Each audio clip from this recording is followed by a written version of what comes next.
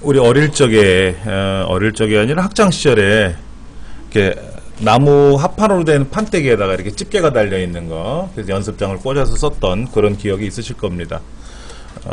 그때는 연습장이 참 비싸서 두툼한 연습장을 갖고 다니는 친구들이 참 부러웠었어요. 종이가 비싸니까. 그러면 이제 도서관, 여기 마포도서관 가면, 지금은 아현도서관 뭐 분원이라고 돼 있죠. 마포도서관 분원. 거기 가면은 뭐 조금씩 묶어가지고 몇 장, 뭐 50원 이렇게 팔았던 기억이 나는데, 저는 이쪽 지역에서 공부를 했으니까. 그래서, 그렇게 해서 공부를 하고, 뭐 했던 기억이 나요. 근데 그것이 이제 클립보드고, 이제 뭐냐면은 그 집게에다가 뭐를 보관해 뒀다가 필요하면 꺼내 쓰는 거니까, 우리가 마우스로 블럭을 설정해서 복사를 하고 또는 잘라내기를 하고 하면 그런 곳이 일시적으로 보관되는 공간이고요. 그래서 그거를 두고두고 붙여넣기를 해서 쓰면 되겠죠. 그런데 여러 번 사용은 가능하지만 오로지 가장 마지막에 클립보드에 들어온 거 하나만 기억한다. A 영역을 복사하고 B 영역을 복사했으면 A 영역 복사한 것이 클립보드에 들어갔지만 나중에 B 영역을 복사했기 때문에 A 영역은 사라지고 B 영역만 기억이 된다. 예, 그리고 클립보드는 주기억 장치를 사용하는 거예요. 주기억 장치를. 보조기억 장치가 아니라. 그래서 우리가 복사 그러면 주기억 장치에 일단 들어와서 전원이 꺼지게 되면은 내용은 또 지워질 수밖에 없는 그런 일이 생기고요. 그 다음에 화면을 복사하는 거는 프린트 스크린 키다. 뭐 활성창 복사하는 건 알트 프린트 스크린 키다 하는 거는 우리 그 윈도우에 있는 바로가기 키보드에 관한 명령들 중에서도 우리가 학습을 했던 거로 기억이 나고요. 문제 보면은 클립보드는 윈도우뿐만 아니라 설치된 모든 응용 프로그램에서 공동으로 이용한다. 맞는 말이죠. 화면 전체 내용을 그대로 클립보드에 복사하는 것은 프린트 스크린 키고요. 현재 사용 중인 활성창의 내용을 복사하는 건 Alt 키를 누른 상태에서 프린트 스크린이죠. 세 번째가 좀 틀렸네요. 그렇죠. 그리고 재부팅하면 내용은 다 지워질 수밖에 없는 거고요. 휴지통. 휴지통은 말 그대로 쓰레기통보다는 우리가 이제 우리말로 하는 게 참 어려운 게 있어요. 이게 이제 재활용이라는 의미로 되어 있어요. 그림으로는 그러니까 리사이클이라고 써 있는데, 근데 우리말로 하려니까는 휴지통으로 할 거냐, 어감이 안 좋으니까 쓰레기통보다는 휴지통이 낫겠느냐, 뭐 이렇게 표현을 하지만은 쓰레기통은 더러운 오물을 버리는 거라고 생각하시면 좋겠고, 휴지통은 그냥 깨끗한 서류용지 같은 거 버리는 거라고 생각할 수도 있겠지만은, 일단은 어떤 필요 없는 걸 삭제했을 때 그것이 보관되는 곳이다. 1차 보관되는 곳이다. 그래서 휴지통이 만약에 꽉 차거나 내가 사용자가 임의로 휴지통을 비워버리면 휴지통은 깨끗해지겠고요. 그러면 이제 내가 버렸던 것이 없어졌으니까 되살릴 수가 없는 거죠. 예. 삭제된 파일이 임시 보관되는 곳이고요. 필요 시에는 복원이 가능하고, 그 다음에 휴지통의 용량은 기본적으로 5%에서 10% 범위 내에서 자동 설정되는데, 즉 내가 사용하는 하드디스크가 500기가다 그러면은 한 50GB 정도가 휴지통으로 자동 설정이 된다. 근데 그 우리가 사용자가 지정을 별도로 할 수가 있다. 그래서 휴지통을 0으로도 만들 수도 있고 휴지통을 100%로도 할 수도 있다. 예. 그 다음에 디스크 드라이브가 하나가 있을 때는 한번 볼까요? 우리 강의실은 여기 두 개가 보이는데, 두 개가 보이죠? 하드디스크가. 그럼 휴지통을 따로따로 보관할 수도 있고, 이 두 개를 하나로 통으로 쓰는 방법도 있고, 일반적으로는 휴지통이 바탕화면에 있나요? 오른쪽 눌러서 속성에 가보시면은 휴지통을, 얘는 지금 어떻게 됐어요? 얘하고 쟤하고 이렇게 따로따로 서 있네. 그렇죠? C 드라이브, D 드라이브 따로따로 되어 있잖아요. 그렇죠? 그 다음에 휴지통을 버리지 않고 삭제하겠다라고 하면 뭐죠? 이거는요? 휴지통이 없어지는 거다. 통만 있는 건데요. 뚜껑이 덮여 있어서 폐쇄되는 거죠. 버리지 않고 삭제한다 그랬으니까. 그러면 이제 휴지통의 크기가 0이 되는 거죠. 휴지통의 크기가 0이라는 말은 이 보조기억 장치 중에 일부를 휴지통으로 만들어 쓰는 거예요.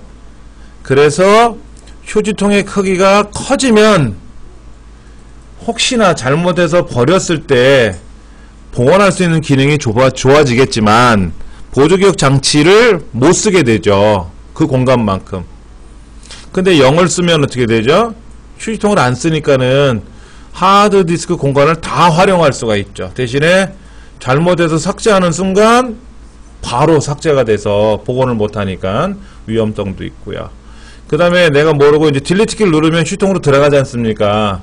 이때 휴지통에 들어갑니다 또는 휴지통에 들어가지 않고 바로 삭제됩니다 라는 문자가 화면에 뜰 텐데, 안내 메시지가 그거를 표시할 거냐 말 거냐 하는 거. 아무래도 기본 값을 그대로 두는 게 좋죠. 예. 그 다음에 나와 있는 내용은요, 휴지통의 아이콘이 휴지통에 뭐가 들어가 있을 때와 휴지통을 비웠을 때 경우가 다르기 때문에 구분할 수가 있고요. 그 다음에 이제 더 중요한 거는 뭐냐면은, 휴지통에 있어서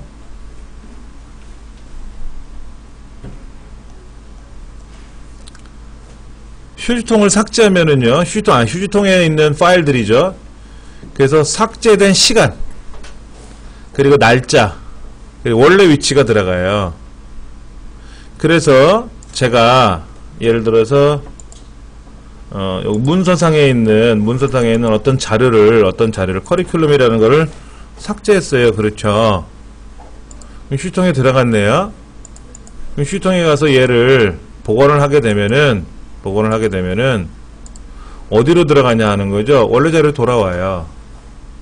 원래 자리로 돌아오고, 만약에 얘를 하나 더 예문을 하나 복사를 하나 더 해서 얘를 삭제했지 않습니까?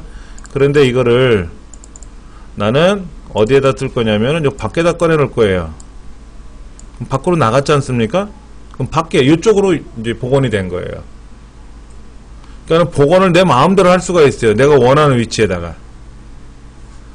이 책에서 보면은 휴지통에서 삭제를 하면은, 휴지통이 아니라 원래 있던 영역에서 삭제를 하면은 휴지통으로 들어가고, 휴지통에 있는 곳에 가서 내가 그거를 복원하게 되면은 원래 위치로 복원이 되는데, 마우스를 끌어다 놓으면은 내가 원하는 곳으로 복원이 가능하죠.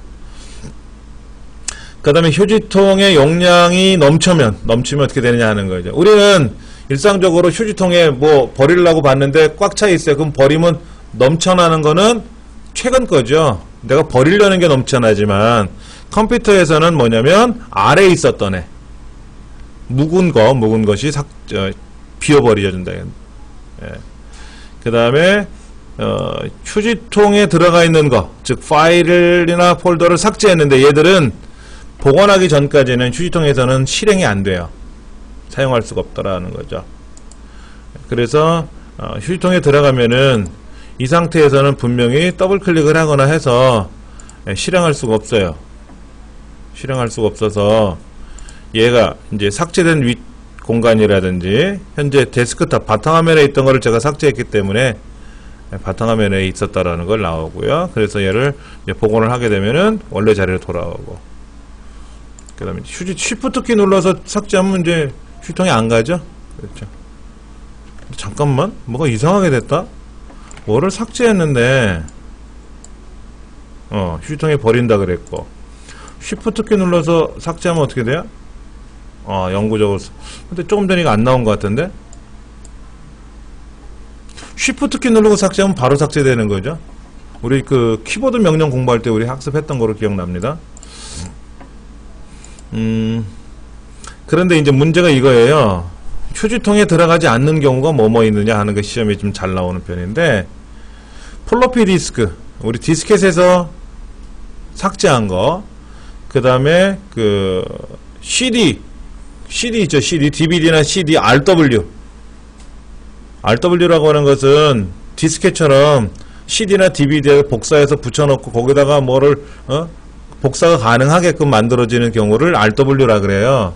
리라이터블이라고 하는데, 거기에 있는 걸 삭제해도 휴지통에 가지 않고, 또 네트워크 드라이브는 내게 아니라 남의 컴퓨터에 있는 거거든요. 남의 컴퓨터에 있는 폴더를, 공유 폴더를 내가 드라이브처럼, K 드라이브, M 드라이브처럼 만들어 쓰는 건데, 거기서 삭제하면은 내게 아닌 남의 걸 삭제한 거기 때문에 내 휴지통에 오지는 않겠죠. 그 사람 휴지통에 갈지 안 갈지는 모르겠지만, 예. 일단 아니고요. 그 다음에 도스 모드라 그래서 우리 보조 프로그램 그룹에 가면 명령 프롬프트 창이 있는데 여기에서 삭제 명령을 걸면 삭제가 되지만 휴지통에 가지는 않는다. 예. 그 다음에 USB 메모리에서 삭제했을 때가 가장 큰 문제인데요. 지금 제가 사용하는 USB 메모리는요, 생김새가 이렇게 생겼어요. 이동식 미디어 장치라고 표현이 되어 있어요. 이동식 미디어 장치 맞습니까? 그런데 어떤 거는요, 제가 오늘 안 가져온 것 같은데, 제가 USB 메모리를 여유로 몇 개를 갖고 다니는데, 제가 쓰는 데이터들을, 이런 USB 메모리가 있잖아요. 여기도 USB 메모리고 저것도 USB 메모리인데, 어떤 USB 메모리는 얘가 어떻게 지정이 되냐면은 이동식 미디어 장치 이게 속하는 것이 아니라 하드 디스크 드라이브에 속하게 돼요. 마치 외장 하드 연결한 것처럼. 그럼 외장 하드는 USB로 연결되어 있는 거죠. 외장 하드. 그런데 외장 하드는 하드 디스크 드라이브로 분류가 돼요. 그래서 외장 하드에 있는 거를 삭제해도 휴지통에 갑니다. 그 다음에 USB 메모리도 이동식 미디어 장치로 구분되어 있는 거를 삭제하면 휴지통에 안 가지만 하드 디스크 드라이브로 인식되어 있는 USB 메모리에서는 삭제를 하면 휴지통으로 가요. 이거는 제가 해본 경험이 있고요. 그렇게 했고, 또 집에 쓰는 USB 메모리는 그렇게 돼 있어서 모르고 삭제를 하면은 휴지통에 가기 때문에 복원하면은 다시 원래대로 돌아갑니다. 예. 그리고 이거는 우리가 지정할 수 있는 건 아니고요. 공장에서 출하할 때 생산자가 그렇게 생산을 한대요. 물어보니까. 그래서 사용자가 이거를 선택하고 하는 거는 아니겠지만은 문제가 됐을 때 복원할 수 있는 기능이 있어서 편리하다라고 돼 있고, 추세가 요즘 그렇게 가고 있다라고 얘기를 하는데, 제가 USB 메모리를 굉장히 지금까지 한 몇백 개 이상을 판매도 해보고 사용도 해봤는데 한 20%는 하드디스크 드라이브로 인식되어 있는 게 오더라고요. 총판에다 좀 보내주세요 그러면은 하드디스크 드라이브로 인식되어 있는 게 어쩔 땐 한꺼번에 오고요. 이번에도 한 30개를 제가 주문해서 사용하게끔 했는데 이번 거는 또 다 이동식 미디어 장치로 되어 있더라고요. 그러니까 어떻게 들어올지는 모르겠어요. 겉에 외형은 똑같아요. 우리가 구분할 수는 없어요. 꽂아봐야 알아요. 네, 꽂아보면은 하드디스크 드라이브로 인식이 될 수도 있고, 이동식 미디어 장치로 인식이 될 수도 있고, 우리가 물건을 사면 겉에 이제 포장이 돼 있잖아요. 이렇게.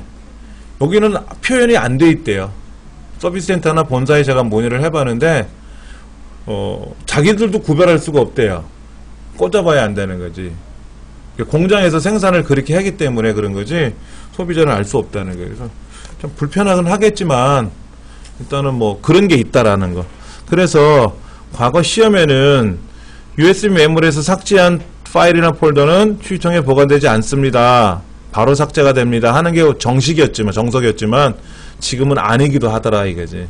그래서 혹시나, 문제, 이런 게 나오면, 일단 얘를 답으로 하세요. 이게 추세니까 일단은 보편화된 답이니까. 그런데 만약에 얘를 아니다, 보관된다 라고 해도 최점 파트 쪽에서 뭐라고 할지는 못할 거 아니냐 이거죠. 예. 지금 문제지도 보면 오른쪽 페이지 문제 보시면은 파일을 삭제하면 보관할 수 없는 경우다 그랬는데, USB 메모리에서 삭제한 경우는 보관할 수 없다 이렇게 써 있잖아요.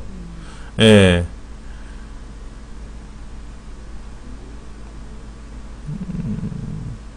그것도 하나의, 여기는 답이 지금 1번이라고 되어 있지만은 이게 아닐 수도 있다라는 거죠. 이거 민원 제기하면 오답 처리돼요. 사실은 오답 처리되죠. 자, 그 다음에 쉬프트 키 눌러서 삭제를 하면은 휴지통이 안 갑니다. 쉬프트 키 눌러서. 그 다음에 아까 휴지통의 공간을 0으로 만들었잖아요. 그런 경우도 휴지통이 있긴 있지만 휴지통이 작동을 안 하니까. 그 다음에 예를 들어서 삭제를 했는데 복사를 했어요. 복사를 했는데 이동을 했는데 저쪽에 예를 들어서 주소록이라는 파일이 하나 있었어요. 주소록이라는 파일이 하나 있었는데 초등학교 친구들 주소록을 내가 만들어 놨는데 USB 메모리에 있는 주소록을 내가 복사해서 붙였더니 같은 주소록이 있다 그래서 덮어 씌워놨어요. 알고 봤더니 이번에 붙인 거는 고등학교 친구 주소록이야. 근데 아까는 초등학교 친구 주소록이고 이번 고등학교 친구 주소록인데 파일명이 똑같았을 뿐이에요. 주소록이라고. 그럼 아까 파일은 어떻게 되느냐? 복원할 수 있는 방법이 없다는 거죠. 복원할 수 있는 방법이 없다는 거예요. 그래서 행간에는 그런 말을 해요. 뭐 검찰 수사가 들어오고 어쩌고저쩌고 하면은 파일을 삭제하면은 그 휴지통을 비우면 없어졌으니까 못 찾겠지? 찾아요. 다. 휴지통이 없어진 것도 다 찾아내는데 파일을 덮어쓰기 한 거는 불가능하다라는 말이 있어요.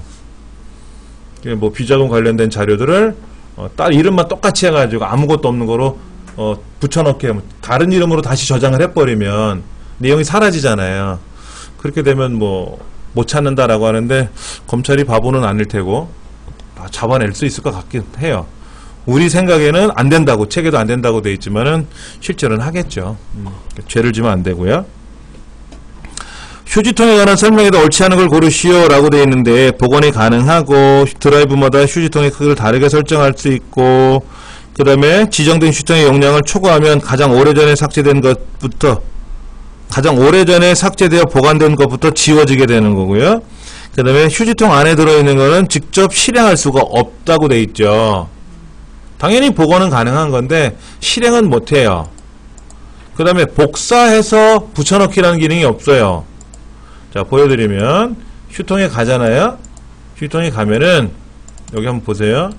잘라내기는 있어요. 잘라내기에서 여기다 붙여넣기 하면 일로 오는 거죠. 일로 들어왔지 않습니까? 그렇죠? 근데 얘를 복사해서 만약에 붙이면 뭐예요? 아까 삭제된 건 휴지통에도 남아있고 밖에도 남아있고 그러면 이상하잖아요. 그래서 얘는 복사가 없어요. 복사라는 메뉴 자체가. 그것만 기억하면 될 것 같아요. 그래서 시험 문제에도 뭐 복사해서 붙이는 방법도 있다. 이건 아니다라는 거죠. 자, 그 다음 제어판에 관한 기능을 좀 설명드리겠습니다. 시작 버튼 눌러보시고 제어판을 가보시면은요. 제어판에 있는 기능이 이렇게 있을 겁니다. 굉장히 많은 제어판에 있는 기능이 들어있는데요. 이 제어판 기능을 이렇게 큰 아이콘으로 보는 방법이 있고요. 큰 아이콘으로 보는 방법이 있고 작게 보는 방법이 있어요. 근데 우리 시험에는 대부분이 범주로 봐요. 범주. 그룹별로 본다는 거죠. 그래서 예를 들어서 프로그램 우리 지난 시간에 저번에 했던 그 폴더 옵션이라고 있었지 않습니까? 그럼 여기 모양 및 개인 설정에 가면은 폴더 옵션이 있단 말이에요. 근데 예를 들어서 이거를 사용자 계정 및 가족 보호 그룹에 들어가면은 폴더 옵션이 있는데 그럼 틀린 말이 되는 거죠. 사용자 계정 및 가족 보호에는 폴더 옵션이라는 말이 없지 않습니까? 그래서 시험에 그렇게 내기도 하더라 했는데 어떻게 보면 참 조잡한 문제가 될 수도 있고요. 조잡한 문제가 될 수도 있고 그것이 폴더 옵션이 개인 설정인지 시스템 및 보안 쪽인지 이게 중요한 건 아니잖아요. 어차피 이거는 작은 아이콘이나 큰 아이콘을 보면 다 보이는 애들인데 근데 시험에 그렇게 내겠다는데 뭐 어떻게 할까? 근데 좀 알고는 계셔야 되겠고 여기 보시면 저 위에 플래시 플레이어, 뭐 엔비디아 제어판, 뭐 리얼텍 HD 오디오 라디오라부터 관리자서부터 쭉 홈그룹까지 들어있는데 이 플래시 플레이어는 아도비 거고 엔비디아는 이 그래픽 회사에서 만든 지폴스 회사 거고 하기 때문에 이거는 시험에 내지는 않아요. 그 다음에 사운드에 관한 건데 여러분 사운드 제가 지금 마이크를 꽂고 음성 녹음을 하고 또 스피커에다 꽂아갖고 소리를 듣기도 하지 않습니까? 그때 그 오디오 장치를 관리해주는 그 회사 이름이에요. 리얼텍은. 그러니까 이거는 저는 리얼텍을 쓰지만 딴 사람은 리얼텍이 아닌 다른 회사 제품을 쓸 수도 있단 말이에요. 메인보드 특성상 이런 건 내지는 않고요. 그래서 가장 많이 사용하는 것이 뭐냐면은 뭐 윈도우즈 업데이트 기능이라든지 방화벽 기능이라든지 뭐 개인 설정이라든지 관리도구 이런 것들이 있는데 하나하나 좀 쳐다볼게요. 그리고 나서 이제 우리 교환을 가지고 한번 보도록 하겠습니다. 윈도우즈 디펜더라고 하는 것은 뭐냐면은 백신이에요. 백신. 알약, V3 이런 거 있잖아요. 우리요. 그거 대신에 윈도우 안에는 윈도우즈 디펜더라고 하는 백신 기능을 넣어놨어요. 그래서 여기에서 검사를 하면은 아주 잘 돼요. 그런데 아무래도 완벽하게 해결되지는 않더라고요. 저도 개인적으로 백신을 여러 개를 쓰는데 실시간 감시 기능은 하나만 해요. 하나만. 네이버 백신도 실행해놓고 V3도 실행해놓고 알약도 실행해놓으면 메모리만 차지하거든요. 그리고 백신끼리 서로 충돌이 나기도 해요. 예. 그래서 보안회사를 여러 군데 회원 가입을 해 쓰는 거예요. 보안회사들을. 근데 그 중에 한 팀만 우리 집에 와 있는 거야. 근데 그 팀이 해결이 안 되면 다른 보안회사를 부르면 되잖아요. 근데 보안회사를 여러 팀이 한꺼번에 와 있으면 어떻게 될까요? 보안회사들끼리 싸울 수도 있다라는 거예요. 컴퓨터는 같은 기능을 갖고 있는 프로그램을 여러 개를 쓰면 불편해요. 그리고 이 모든 프로그램들은 다 주기억 장치 안에서 이 주기억 장치 안에서 사용을 하는 거거든요. 근데 이 주기억 장치 안에 있는 내용을 사용하다 보면 어떻게 돼요? 공간이 부족해져요. 좋은 건 아니죠. 좋은 건 아니다 이거지. 자, 윈도우 디펜더는 백신이고요. 업데이트는 여러분들 아시죠? 요즘 가장 최근에 핫한 게 뭐예요? 윈도우 10. 윈도우 10을 무료로 사용해보세요 라고 하는 기능이 나와 있어요. 근데 행간에는 무료로 사용하는 윈도우 10을 쓰지 마세요 라고 하더라고요. 이유는 하나래요. 인터넷 때문에. 인터넷상의 가장 큰 문제가 뭐냐면 그냥 네이버에 들어가서 로그인 해가지고 전자우편을 보고 블로그를 생성하고 하는 건 어렵지 않은데 수강료 신청, 수강료 결제라든지 금융 업무를 해야 되지 않습니까? 근데 우리나라에 있는 모든 행정기관이나 공공기관이나 금융기관들은 액티브엑스라고 하는 기능을 이용해서 사용을 해요. 그러다 보는데 윈도우 10은 액티브엑스를 안 쓰게끔 만들어 놨어요. 거꾸로. 이게 문제가 돼서.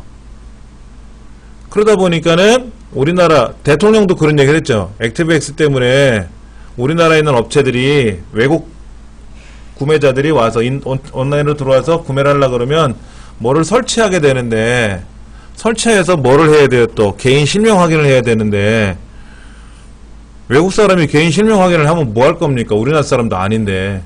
그러니까 물건을 구매를 못하는 문제가 생기는. 그래서 그냥 신용카드로만 갖고 결제하면 안 되느냐 해서 그런 기능들을 다 없애달라라고 요청을 했는데 이제 이 프로그램이 윈도우 10에 있는 인터넷이 그렇게 바뀌어가는 거예요.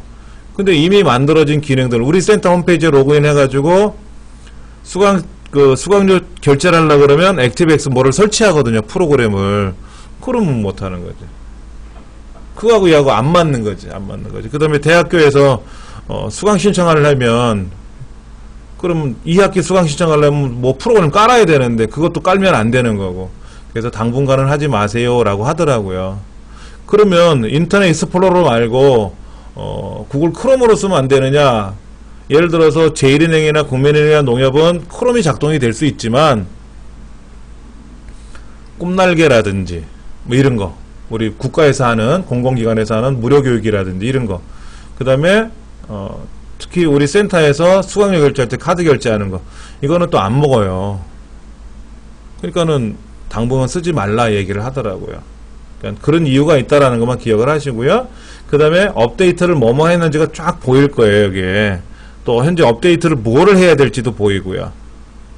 근데 이 중에는 반드시 업데이트를 해야만 되지만 예전에 큰 문제가 있었어요. 안철수 연구소하고 MS하고 뭐가 오류가 나가지고요. 기존에 업데이트한 내용이 바이러스로 인식이 되는 바람에 V3가 걔를 잡은 거예요. 근데 그게 사라지고 나면은 부팅이 될 때 멈춰요. 부팅이 될 때 멈추는 거예요. 근데 다행히도 안전 모드로 부팅하면 살아요. 안전 모드로 부팅하면. 그래서 안전 모드로 부팅을 해가지고 얘를 받아서 가져와야 되는데 문제는 USB 메모리도 인식이 안 돼요. 안전 모드로 들어가면은. 그러니까 인터넷도 안 되고요. 그래서 인터넷을 사용하는 안전 모드라는 기능이 있단 말이에요. F8번 눌렀을 때 메뉴 중에 그렇게 해서 임시 파일을 갖다 놓고 안전 모드로 들어가서 그 파일을 업데이트 해주고 정상적으로 부팅을 하면 이제 그때는 된다 이거죠. 그래서 굉장히 많은 사용자들이 저는 그 다음날 알았어요. 저도 한번 하려고 했다가 내일 해야지 했는데 했으면 저도 힘들었을 뻔했죠. 고생했겠죠. 그런 문제가 간혹 있기는 해요. 근데 그런 거 외에는 업데이트 문제 때문에 컴퓨터가 불편해졌다라는 말은 없고요. 대신에 정품 프로그램을 쓰지 않는 사람들 있죠. 윈도우를 정품으로 쓰지 않고 오피스 프로, 엑셀을 정품으로 쓰지 않는 사람들은 정품인지 아닌지를 판가름하는 프로그램이 또 업데이트로 들어와요. 그게 깔려버리면 제가 이제 엑셀을 실행하려고 그러면 이거는 정품이 아닐 수가 있습니다. 뭐 윈도우를 사용하고 있는데 오른쪽 박스에 밑에 이 프로그램은 윈도우 정품이 아닙니다 라는 메시지가 나올 수도 있다라 하는 거죠. 그 나오면 좀 찝찝하죠. 그런 것 때문에 우리가 좀 주의를 해야 되고, 그 다음에 여기 보면은 뭐 방화벽은 뭐 하는 거예요? 불이 나면은 불이 앞으로 번지지 못하게 막아주는 거죠. 그게 본래 방화벽이었지 않습니까? 건물에서. 근데 우리 인터넷상의 네트워크상의 방화벽은 외부로부터 침투가 되지 않게끔 막는 겁니다. 그리고 얘가 외부에서 들어왔어. 어떤 일이 있어서 강한 놈이면 들어올 수 있지 않습니까? 들어가면 어디로 빠져나갔는지도 알 수 있게끔, 그래서 추적이 가능하게끔 하는 것이 방화벽의 역할이에요. 근데 방화벽의 가장 큰 단점은 뭐냐면 내부 소행은 해결이 안 돼요. 내부 소행. 우리 센터 밖에서 우리 센터로 들어오는 건 얘가 잡아내는데, 우리 센터 내에서 이 단체 내에서 네트워크를 가지고 뭐를 꾸며가지고 누가 농간질을 했다. 그거는 방화벽이 해결이 안 된다 이거죠. 도둑놈이 안에 있으면 안 된다 이거죠. 밖에 있는 도둑놈은 못 들어오게 막는 거지만 뭐 그런 거라든지. 예. 방화벽은요, 악성 코드라든지 디펜더는 백신이라고 보시면 되고, 백신. 이거는 방화벽은 해킹 툴, 해킹 같은 거 이거 못하게 막는 거고요. 그 다음에 개인 설정에 들어오시면은 이렇게 바탕화면 테마를 바꾸거나 바탕화면 배경 그림을 바꾸거나 또는 화면 보기를 바꾸거나, 그 다음에 컴퓨터를 켰을 때 껐을 때 나는 효과음들이 있지 않습니까? 그런 효과음들을 변경할 때 쓰는 거예요. 그리고 바탕화면에 뭐 아이콘도 변경할 수가 있고요. 예를 들어서 컴퓨터 아이콘을 제가 이런 거로 바꿔놓으면 어떻게 될까요? 어떤 일이 발생하나 한번 보세요. 컴퓨터 아이콘이 이렇게 됐잖아요. 그러면 고장냈네, 이상하네, 이럴 수 있단 말이에요. 예. 이런 장난하면 안 되죠. 그래서 바탕화면에 아이콘이 기본값 돌리면 원래도 돌아가는데, 아는 사람은 하지만 모르는 사람은 막 어쩔 줄 몰라 하죠. 어쩔 줄 몰라 해요. 예, 그런 아이콘도 우리가 바꿀 수가 있다라는 거고, 그 다음에 계정사진이라 그래서 계정사진이라는 거는 요거죠. 우리가 컴퓨터 켜져 있을 때 나오는, 이게 삼성전자에서 나온 거기 때문에 삼성 계정이 아이콘이 들어가 있는데, 저는 이거를 바꾸고 싶다 그러면 여기는 예를 들어서 뭐 코알라로 바꿔라 그러면 코알라 그림으로 바뀌고요. 코알라 그림을 바뀌고, 그 다음에 제가 다른 그림을 바꾸고 싶으면 제 사진이 있을 수 있겠죠? 이거는 20년도 넘은 사진이 여기 있는데, 이걸 올려놓으면 사기죠? 오래된 사진은 안 됩니다. 이런 사진 재밌잖아요. 그렇죠? 제 서당. 우리 여기 중부 여성이니까,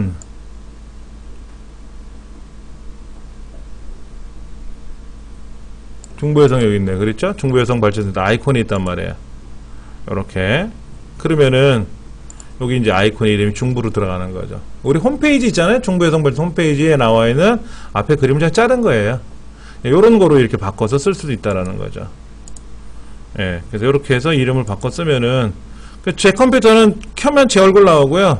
우리 애들 컴퓨터는 키면 자기 얼굴 나오게끔 해놨어요.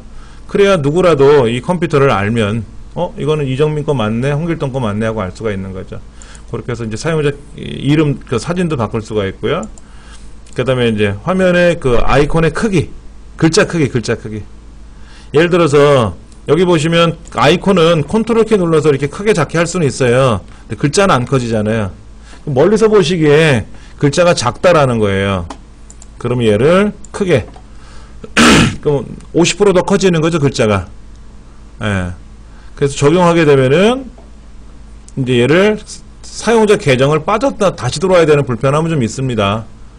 근데 주로 어떻게, 이거 누가 쓰냐면은 좀 연세 있으신 분들 수업할 때는 이걸 크게 만들어 놓고 써요. 해상도를, 화면 해상도를 낮추면은, 화면 해상도를 제가 낮추면 어떻게 될까요? 글자가 크게 나와요. 그런데 많이 안 나와요. 화면이 좁게 나온다고. 화면이 좁게 나온다고. 인터넷을 실행하거나 그렇게 되면은 얘가 조금 전에 이렇게 크게 나와야 되는데 이렇게 넓게 나와야 되는데 좁게 나온다 이거지. 글자는 큰 대신에 해상도가 작아지면 글자나 그림은 크게 보여요. 대신에 많이 안 보이죠. 많이 봐야 되는데 그게 불편한 거거든요. 그래서 해상도가 크면 글자가 작게 보이는 대신에 많이 보이는 거죠. 많이 보이는 거죠. 그래서 대부분 해상도를 크게 하거든요. 근데 글자는 더 크게 볼 수 있으니까 상관없는 거고 마음대로 내가 바꾸면 되는 거니까. 그 다음에 뭐 여기 보면은 뭐 색 보정이라는 것도 있어요. 색 보정. 난 눈이 좀 불편해가지고 색 보정을 좀 해야 되겠어. 왜냐면 여러분들 모니터에 나오는 색깔이 정확한 색깔입니까? 검정이 검정으로 보이고 흰색이 흰색으로 보입니까? 그건 아니잖아요. 노란색을 보여라 그랬더니 빨갛게 보이진 않지. 지금 모니터가 고장난 건데 회색도 정확한 회색인지 모르지 않습니까? 그래서 이거를 캘리브레이션을 해줘야 돼요. 디자인 하시는 분들은 필수입니다. 내가 디카로 사진 찍은 거를 컴퓨터로 봤더니 잘 보여. 멋있게 잘 찍힌 것처럼 보여. 근데 프린터로 인쇄하거나 인화를 해오면 사진이 이상하거든? 그러면 인화를 잘못해준 건지 아니면 내 모니터가 색깔이 이상하게 나온 건지 모르잖아요. 그래서 캘리브레이션이라 그래서 정확한 색깔을 만들어 빼주는 거거든요. 그래서 모니터도 캘리브레이션을 해줘야 되고 그 다음에 그 프린터기도 캘리브레이션해서 정확하게 빨간색인지 노란색인지 연분홍인지 연녹색인지를 구별해서 지금 하는 건데 요런 기능은 윈도우상에서 간단하게 하기도 하지만 그 자료실에 뭐 PC 정비 자료실에 그게 뭐를 어디다 넣어놓은 것 같은데 제가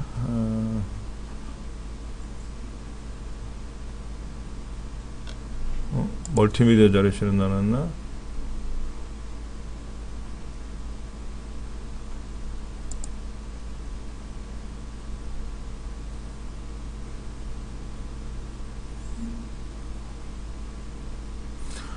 몰라?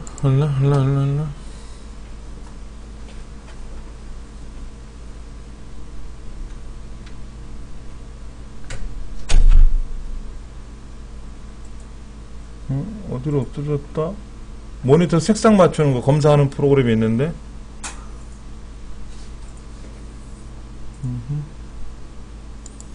학습 자료실에 있는 것도 아니고 못 찾으면 이제 큰일 나는데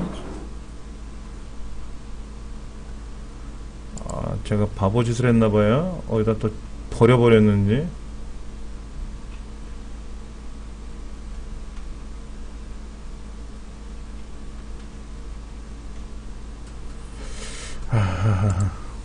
그런 기능이 있는데 거기 보면은 정확하게 색깔을 보는 기능이 있거든요. 그래서 그 색깔상에서 뭐가 문제가 생겼는지 아니면은 뭐 모니터에 뭐가 불량이 나서 고장이 나서 그런 건지 하는 것들을 찾는 기능이 있는데 예. 어디다 제가 처박아 놨는지 아이고 안 보이네. 예. 밤에 제가 찾아서 보여드려야 되겠다. 여기는 안 나오네요 지금은. 죄송합니다. 자, 그 다음에 그 클리어 타입 사용이라 그래서요 얘를 해제하면은 설정하고 해제하면은 글자가 이건 좀 약간 뿌옇게 보이죠. 얘를 선택하면 글자가 깔끔하게 보이고요. 이런 걸 이용해서 글자를 보셔야 돼요. 근데 대부분 우리 윈도우가요 LCD나 LED 화면에 맞춰서 제작이 됩니다. 과거에는 브라운관 모니터를 주로 썼지 않습니까? 브라운관 모니터에 최적화됐어요 윈도우가. 그런데 브라운관 모니터가 점차 사라지다 보니까는 우리가 지금 쓰는 글꼴이 맑은 고딕이라고 되어 있죠. 여러분 기억하세요? 윈도우에서 기본으로 사용하는 글꼴이 맑은 고딕이고 엑셀을 실행하면 맑은 고딕이라는 글꼴이 나옵니다. 그 맑은 고딕은 뭐냐면 고딕 계열이에요. 지금 이거 보이는 고딕 계열인데 LCD 화면에 최적화돼서 만들어진 글꼴이에요. 맑은 고딕이 MSI에서 만들 때. 그래서 브라운관 모니터에서 윈도우 7을 실행하면은요 글자가 이상하게 나와요. 글자가 안 이뻐요. 그럴 때는 이 클린 타입 텍스트 조정을 해 주셔야 돼요. 이걸 해셔가지고 이걸 해줘가지고 글자가 제대로 보이는지를 꼭 확인하셔야 됩니다. 예. 안 그러면 안 이쁘죠. 그 다음에 이 글자의 텍스트도 이것도 맞추는 방법이 있고 다 있는데 시험에는 이런 게 있다라는 것만 나오는 거지 그걸 어떻게 한다 저렇게 한다 이건 안 나오고. 그 다음에 관리 도구란 기능에 가보면은요, 관리 도구란 기능에 가보면은 뭐 굉장히 뭐가 많아요. 뭐가 많아서 정신이 없는데 여기 보면 뭐 서비스 기능도 있고 성능 모니터도 있고, 성능 모니터는 감시하는 거니까 이 컴퓨터가 어느 성능을 갖고 어느 정도 성능을 갖고 있는지 보여주는 거죠 뭐. 그래서 이제 성능 모니터에 들어가서 이제 검사를 해보면 아, 이 컴퓨터는 성능이 어느 정도다 하고 뭐 보여주고 뭐 그런 거지. 예. 그 다음에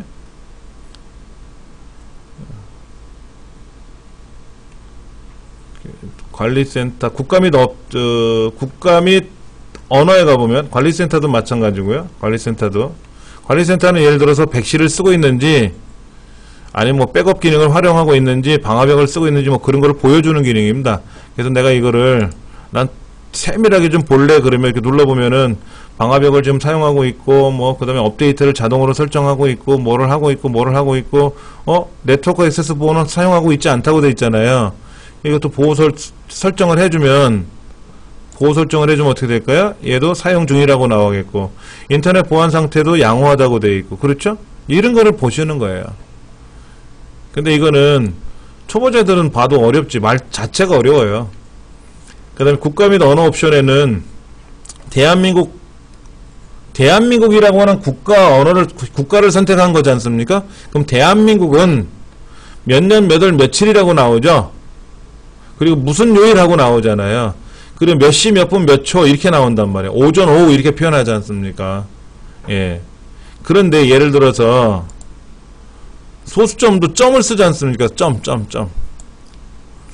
그 다음에 천 단위마다 구분기호 컴마를 찍고요. 미터법을 쓰고요. 뭐 통화에는 화폐 단위 원을 쓰고요. 시간에서는 몇 시 몇 분 오전 오후 이런 거를 쓰고 날짜에서는 몇 년 몇 월 며칠 우리말로 쓰고 서기 몇 년 뭐 이렇게 쓰지 않습니까? 근데 만약에 나라가 태국이다 이게 태국은 몇 년 몇 월 며칠이라고 표현하지 않고 며칠 몇 월 몇 년 이렇게 쓰나 봐요. 쓰는 방법이 달라요. 여기 지금 여기 나와 있잖아요. 그렇죠. 그 다음에 추가 설정에 들어가면 소수점은 점을 쓰네. 여기도 미터법을 쓰는 건 맞는 것 같아요. 근데 날짜가 우리나라랑 좀 다르잖아요. 그렇죠? 나라는 달라요. 그 다음에 태국 말고 저기 어디냐 포르투갈 한번 가볼까요? 포르투갈은 또 며칠 몇 월 몇 년인데 자릿수가 또 두 자리씩 쓰고요. 뭐 이런 것들이 나오는 거예요. 예. 그래서 그 나라로 설정해 주는 건데 왜 하느냐? 제가 대한민국 사람이고 대한민국에서 근무를 하는데 제가 근무하는 회사가 미국계 회사예요. 미국계 회사. 그럼 제가 쓰는 컴퓨터 노트북은 윈도우가 우리말 윈도우지만 거기서 사용하는 화폐 단위라든지 시간이라든지 날짜 환경 설정이 미국식으로 되어 있어야 편할 거 아닙니까? 그 나라 문화처럼. 그럴 때 요 국가 및 언어에 가서 미국을 선택하면은 여기 나와 있는 화폐 단위도 원이 아니라 달러로 나오는 거고. 그렇죠. 그럼 엑셀에 들어가도 우리나라는 원으로 나오지만 미국은 달러로 나올 거 아닙니까? 그런 식으로 바꿔서 쓰게끔 한다든지 하는 그런 기능들이에요. 그러면 여기에서요 프로그램을 하나 만들어서 미국으로 전송할 때 미국에 있는 프로그램 시스템이 우리나라보다 그거하고는 상관없어요. 예를 들어서 여기에서 내가 자료를 만들었어요. 우리말로 만들었어요. 그런데 미국 사람한테 보내는데 미국 사람이 우리말을 할 줄 알아요. 우리말을 볼 줄 알아. 그럼 우리말이 다 보이고요. 그리고 우리나라 환경에 들어간 거는 그 나라로 가면 그 나라 환경으로 바뀌어요. 예, 대신에 제가 아래 한글에다가 엑셀에다가 화폐 단위를 원으로 넣었으면 그 사람 엑셀에서는 자기가 입력할 때는 달러로 나오지만 입력받은 데이터는 원으로 입력을 해서 보냈잖아요. 제가. 그러면 그네들 컴퓨터에 엑셀에서도 우리말 원으로 나오겠죠. 내가 원으로 입력했는데 걔네들은 달러로 나오면 안 되지. 그러면 나는 100원 보내주세요 했는데 걔네들은 100달러로 변형되면 안 되지 않습니까?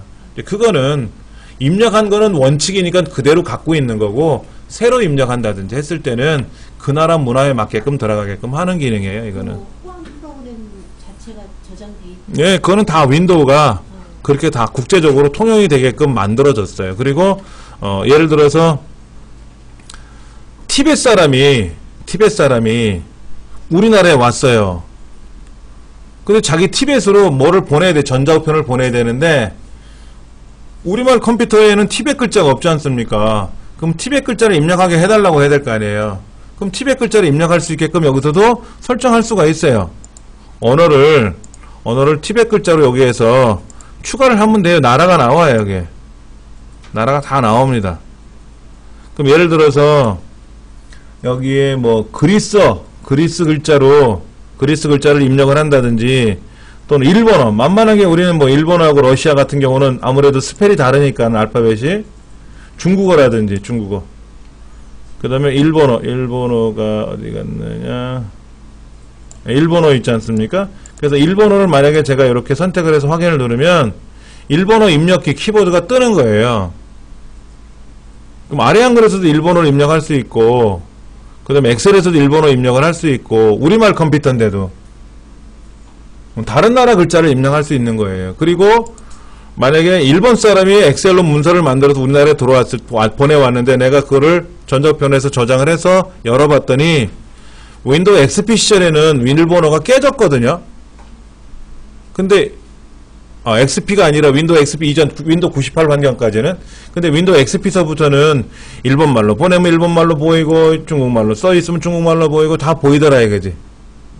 그게 이제 그 유니코드라는 것 때문에, 유니코드라는 전세계 모든 언어를 다 표현이 가능하게끔, 글자가 표현이 가능하게끔 만든 규정 때문에 다 보이는 거예요. 편해진 거죠. 전세계가 하나가 된 거니까는. 그 다음에 여기 보면은 뭐 글꼴은 뭔지 아시죠? 그렇죠? 내가 사용하는 글꼴입니다. 뭐 궁서체, 고딕체 뭐 이런 글꼴을 갖고 쓰는 건데요. 나는 글꼴을 나는 새로 하나 추가하고 싶어. 그러면 글꼴을 추가할 수도 있고요. 글꼴을 추가할 수도 있고, 예를 들면 글꼴이라는 것이 인터넷에서 다운로드 받잖아요. 그럼 그 다운로드 받은 글자를 복사해서 이 글꼴이란 이 폴더로 와가지고 붙여넣기 하면 글꼴이 설치가 돼요. 그 다음에 설치형 글꼴도 있습니다. 우리가 사용하는 글꼴은 뭐 고딕, 명조, 뭐 굴림, 바탕, 궁서 뭐 이런 거지 않습니까? 맑은 고딕 이런 게 있는데 네이버에서도 글꼴을 무료로 제공해 주고요. 그 다음에 서울시에서도 뭐 한강체라든지 남산체라든지 그런 무료 글꼴들을 제공을 합니다. 그런 서비스를 해요. 그럼 그 글꼴을 가지고 내가 복사해서 설치해도 되고, 아니면 거기 있는 거를 설치하라고 이제 클릭을 해주면 내 컴퓨터에 들어오죠. 많아요. 그런 서비스가 굉장히 많습니다. 예를 들어서 네이버에 가면은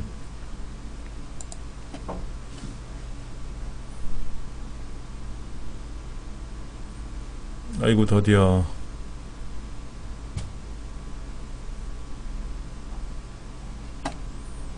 오늘 인터넷이 뭐가 불편한가? 답답스럽네.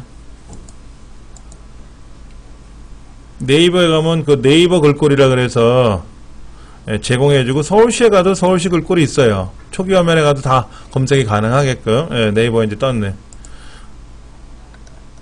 자, 밑으로 쭉 내려가면 여기는 뭐가 있나요? 네이버 정책 뭐 이런 거 나와있고, 서비스 전체 보기라는 거 있죠? 눌러도 되고요. 아니면 저 위에 올라가서 더 보기 눌러가지고 여기에 글꼴 같은 게 있나 보세요. 툴바, 폴라, 포스트, 모드, 사전, 글꼴이 있어요 여기에? 폰트 글꼴 없죠? 좀 밑으로 내려가야겠네. 전 서비스 전체 보기 들어가서 여기 가서 찾아봐야 되는데, 그건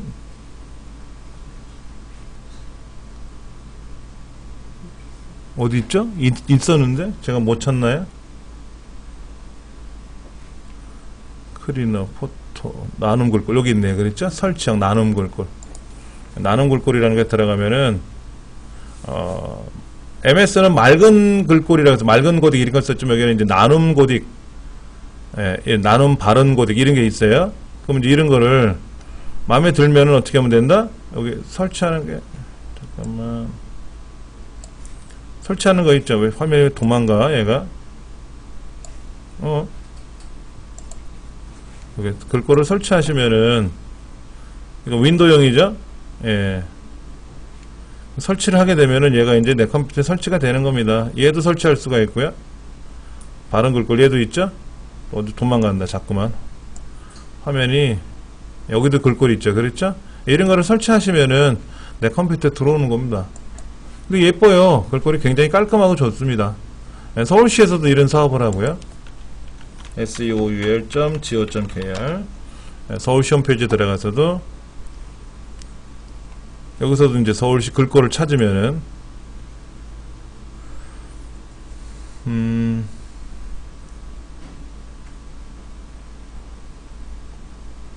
아 7월달에 무료 개방한다 그랬죠? 궁궐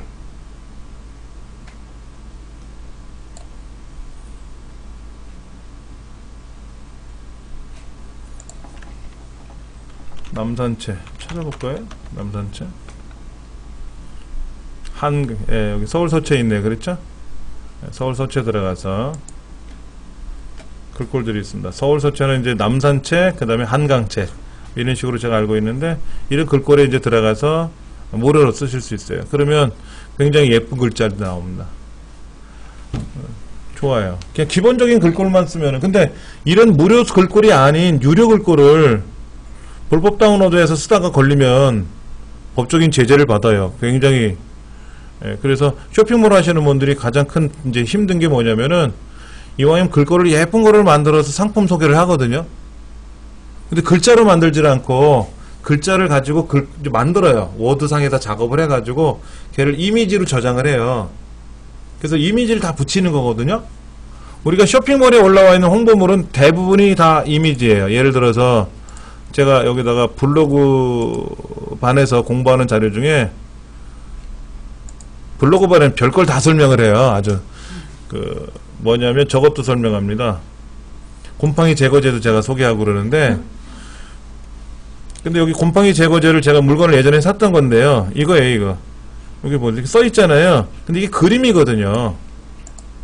이건 무슨 글꼴 여기 그림 갖다 놓고 이렇게 글꼴을 이용해서 쓰는 거거든요. 그래서 이 글씨가 아니라 그림으로 만들어서 해놓는 거예요. 근데 예를 들어서 요 글꼴 요거 실리콘 장갑을 사은품으로 드립니다 라는 이 글꼴이 고딕도 아니고 궁서도 아니고 그렇잖아요. 근데 예를 들어서 이거는 우리 회사가 만든 글꼴인데 전화하죠. 이 판매자한테.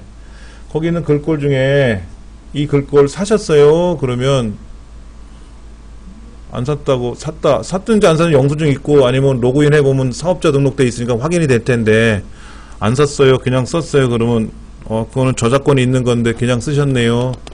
합의 봅시다. 이런 나오죠. 대부분 하는 말은 그럼 하나 사주세요. 그래요. 하나 사주세요. 그래요. 법적으로 이제 무슨 뭐 이렇게 걸고 들어가면은 더 복잡해지니까 그냥 하나 사주세요. 이러면 끝나잖아요. 그러면 이 사람도 사용한 사람도 정품 쓰는 거잖아요. 근데 이 글꼴이 비싸요. 싼 거야 50만 원이지 비싼 거는 1000만 원도 되는데. 예. 근데 모르고 쓴단 말이야. 모르고. 이거예요. 이 곰팡이 제거제인데요. 이거 뿌리면 이렇게 보세요. 곰팡이 이렇게 굉장하잖아요. 딱 뿌리고 나서 10분 지나면 하얘져요. 신기할 정도로. 특히 이제 여름철 장마철 끝나면 곰팡이 많이 생기지 않습니까? 제가 우연찮은 기회에 이거를 사용을 해봤어요. 근데 너무 좋아서 그런 얘기를 했더니만 그러면 뭔지 알려주세요. 그래서 그럼 대신에 사용을 해보고 사용 후기를 블로그로 한번 남겨보세요 라고 해서 과제로 냈던 거예요. 그래서 여기다 올려놓은 것 뿐입니다. 이 물건을 사라는 내용이 중요한 게 아니라 블로그 반에는 이제 그런 걸 많이 쓰니까. 자, 여기 서체들이 나와 있으니까 요런 서체 윈도우형도 있고 맥킨토시형도 있으니까는 요런 것들 선택을 해서 저작권은 무료인데 판매는 안 된다 이거지. 이 글꼴을 가지고 이 글꼴 너 살래? 이거는 안 된다 이거지. 근데 쇼핑몰에는 이 글꼴을 이용해서 홍보를 할 수 있다 이거죠. 다양한 매체 자유롭게 사용이 가능하며 라고 돼 있죠. 이 글꼴을 판매하거나 하는 거는 안 된다 이거지. 이거는 서울시 거니까 그렇지 않은 게 마음대로 써도 좋다 이거죠. 그래서 이렇게 해서 쓰는 것들이 있습니다. 여기 글꼴 나와 있어요. 이렇게 이거는 정체고 한강체, 이건 한강체고 이건 남산체고 장체, 정체 뭐 이렇게 되어 있는데 굉장히 예쁘게 잘 만들어 놨어요. 이런 사업을 예. 하면 나중에 예? 무료로 전환할 수 있기 때문에 하는 건가요? 왜 이런 사업? 이거는 무료니까 막 써도 되는 거예요. 근데 이런 사업을 왜 서울시에서 하는 건가요? 이걸 하는 거는요, 이 그런 글꼴을 만들어서 서울시 홍보하는 거잖아요. 이게 서울 한강체, 서울 남산체니까 서울을 홍보하는 차원에서 그냥 무료로 제공해 주는 거고요. 우리 아래 한글 보면은 아래 한글에도 글꼴이 굉장히 많잖아요. 그 아래 한글에 들어있는 글꼴들도 다 저작권이 있는 거거든요. 굉장히 비싼 글꼴들인데 그 업체들이 그냥 자기네 홍보 차원에서 다 무료로 개방해 놓은 거예요. 근데 이제 인쇄소에서는 글꼴 싸움이거든요. 인쇄소는 글꼴을 사죠. 이 조금이라도 이쁘면 산단 말이에요. 뭐 500만원, 1000만원 글꼴 하나가. 예, 그렇게 해가지고 글꼴이 이제 두 가지가 한 세트입니다. 화면용과 인쇄용과. 화면엔 나왔는데 인쇄를 할 때 글꼴이 안 나오면 안 되지 않습니까? 두 개를 세트로 보통 만들어서 파는데 비싸요. 그리고 스티브 잡스도 이 글꼴 만드는 공부만큼은 게을리하지 않았었고요. 스티브 잡스가 하버드 대학에 공부하면서 중간에 그만뒀잖아요. 근데 글꼴 수업만큼은 청강생으로 참여를 할 정도로 글꼴에는 굉장히. 그래서 맥킨토시를 아이폰 만들고 아이팟 만들 때 글꼴 사업에 참여를 한 거고요. 근데 스티브 외국에서 잡스가. 컴퓨터 공학을 전공하는 애들이 이런 사이트에 자기가 뭐 하나 올리잖아요. 예. 국가에서 그거 강제 삭제시키고 빼가지고 냈더라고. 그런 내용들은 어떤? 그거는 제가 모르겠어요. 그걸 왜 강제로 뺏어가는지는 모르겠고. 네. 강제로 뺏어가면 안 되죠. 그렇죠. 강제 삭제시키더라고요. 뭐 이제 예를 들어서 뭐 국가에서 뭐 하면 안 되는 소리를 자기네들 했으니까는 뭐 그거는 그렇게 되겠고, 언론의 자유가 있다고 하지만 예를 들어서 뭐 우리나라 전쟁 국가니까는 뭐 그런 북쪽에 관한 이야기를 한다든지 하면은 뭐 사전 구속을 한다든지 아니면 뭐 방공법이라든지 뭐 이런 거에 의해서 뭐 처벌을 받기도 하고 또 이미 삭제를 하는 경우도 있겠지만, 일반적으로 뭐 제가 수업하는 자료를 올려놨는데 뭐 국가가 그걸 삭제했다 그러면 언론 침해가 되니까 또 그거 갖고 또 싸울 수는 있겠죠. 뭔가 잘못을 했으니까 국가도 뭐라고 했겠지. 자, 그 다음에 여기 기본 프로그램 기능이라든지 날짜, 시간 설정하는 거라든지 뭐 여러 가지가 있어요. 여러 가지가 있어요. 그 중에 이제 우리 책에 있는 걸 한번 순서대로 본다면은 프로그램 및 기능이라고 되어 있어요. 프로그램 및 기능. 프로그램 및 기능은 뭐냐면은 이 컴퓨터 안에 설치되는 프로그램을 보는 거예요. 이 컴퓨터 안에 어떤 프로그램이 깔려 있는지 알아야 될 거 아닙니까? 내 몸 안에 콩팥이 있는지, 그렇죠. 알아야 되잖아요. 폐가 있고 뭐 어떤 장기가 있는지 알아야 되는 것처럼 프로그램들을 보는 거예요. 여기 보는 겁니다. 여기 보니까 이거는 뭐 전산회계 프로그램도 깔려 있고, 여기에 이제 금융 업무 처리할 때 그 키보드 보호해주는 프로그램, 해킹 방지 프로그램도 들어가 있고 뭐 다 들어 있어요. 그래픽 프로그램도 들어 있고 뭐 여러 가지가 이렇게 들어간 거로 보이네요. 그 다음에 이제 윈도우 자체적인 기능, 윈도우 자체적인 기능에는 어떤 게 들어있는지. 우리 윈도우라는 프로그램을 실행해 보면 윈도우 안에는 굉장히 많은 기능이 들어있는데, 보시다시피 어떻게 되어 있어요? 누락된 게 많죠? 굉장히 많이 누락되어 있지 않습니까? 뭐? 게임이 없다. 여기 보니까 게임이 없어. 게임 안에 없어요. 그러면 이 게임을 제가 선택을 하잖아요. 이렇게 게임이 쭉 여기 보이시죠? 카드놀이 뭐 이런 거 있지 않습니까? 얘를 확인 눌러주면, 선택을 확인 눌러주면은 여기 끝나고 나면 이 게임 폴더 안에 게임이 쫙 나올 거예요. 이건 윈도우 안에 있는 본래 기능이기 때문에 뭐를 설치하고 삭제하고 하는 게 아니라 있는 기능을 쓰겠다 안 쓰겠다만 해주면 되는 거고, 그렇지 않은 건 여기에서 삭제하고 설치할 수 있는 거고. 그래서 아래 한글을 내가 설치했는데 아래 한글을 난 빼고 싶다 그러면 아래 한글 설치한 거를 제거하면 되고, 이렇게. 근데 설치하는 거는 없죠. 여기 내가 포토샵을 설치하고 싶다 그런 건 여기서 없죠.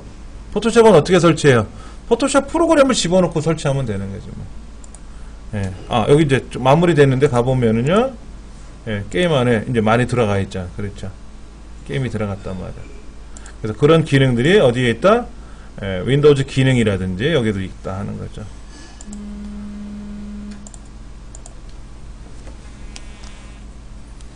그 다음에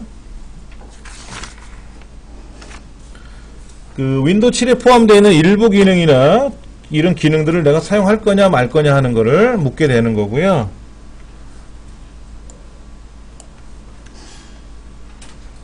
그 다음에 자꾸 화면이 뭐가 좀 변했는데, 개인 설정 기능이라든지 이 복원 요거죠. 지금 프로그래밍 기능 이걸 설명하는 건데, 윈도우를 작동하는 데 있어서 사용하지 않는 거는 빼버리고 또 내가 필요한 거는 설치하면 선택을 하면 되는 거고. 예. 거기 보니까 뭐 인터넷 익스플로러 기능이라든지 뭐 마이크로소프트 .넷 프레임워크라든지 태블릿 PC 구성 요소라든지 뭐 윈도우즈 서치 기능이라든지 아까 조금 전에 했던 뭐 게임 기능이라든지 이런 것들을 내가 할 거냐 말 거냐 이런 거. 그 다음에 인쇄 및 문서 서비스 기능 이런 거 있네요. 뭘까요? 인쇄 서비스 기능? 난 프린터가 없어. 그래서 인쇄 자체를 안 할 거야. 그럼 인쇄 기능 자체를 빼버리면 편하잖아요. 윈도우 안에서. 그때 인쇄 기능을 안 하겠다 그러면 인쇄 자체가 멈추는 거죠. 뭐 그런 거겠지. 그 다음 개인 설정. 개인 설정 아까 보셨죠? 바탕화면 배경 그림 바꾸고 뭐 화면 보기 바꾸고 뭐 이렇게 하는 거. 근데 이 바탕화면은요, GIF나 BMP나 JPG나 PNG와 같은 그림을 가지고 배경을 지정하는 거예요. 배경 그림을 가지고. 그런데 만약에 바탕화면 배경을 뭐 MOV 파일로 바꾼다. 그럼 MOV는 뭐예요? 동영상이거든요. MP3 파일로 바꾼다. 그럼 뭐 MP3는 소리잖아요. 그거로 배경화면은 바꿀 수가 없죠. 바탕화면은. 그림으로, 그림 파일로 바꾼다. 이런 거고. 그 다음에 소리도 마찬가지로 켰다, 껐다 할 때 나는 소리를 우리가 이제 구별하게끔 하는 것도 할 수가 있고요. 문제 볼까요? 개인 설정 기능에 뭐가 있는지 한번 보세요. 개인 설정에서 설정할 수 있는 기능으로 옳지 않은 것을 했는데,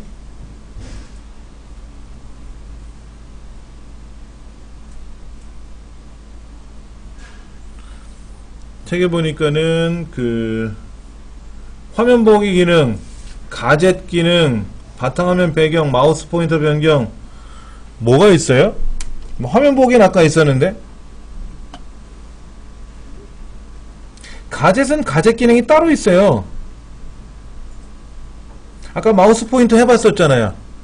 내 컴퓨터 아이콘이 아까 빨갛게 X로 바꾸게끔 해봤었지 않습니까? 그렇죠. 그런 것도 가능하고요. 그 다음에 개인 설정에 관한 설명에도 다음 중 옳지 않은 것을 고르시오 라는데, 바탕화면 배경에서 바탕화면의 배경을 사용자가 임의로 바꿀 수 있게 지원한다. 맞고요. 화면 보기에서 시스템을 켜둔 채 정해진 시간 동안 마우스나 키보드를 사용하지 않으면 모니터를 보호하기 위한 화면 보기를 작동할지 여부를 설정한다. 맞는 말인가요? 창색에서 창 색깔을 바꿀 수가 있다. 바탕화면 배경에서 휴지통 아이콘을 변경하는 건 바탕화면 배경이 아니라 뭐로 바꾸는 거예요? 아까 마우스 포인터 변경이 아니라 이건 어디서 바꾸는 거죠?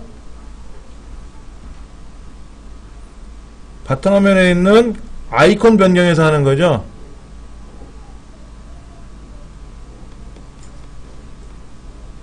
2번의 답은 네 번째.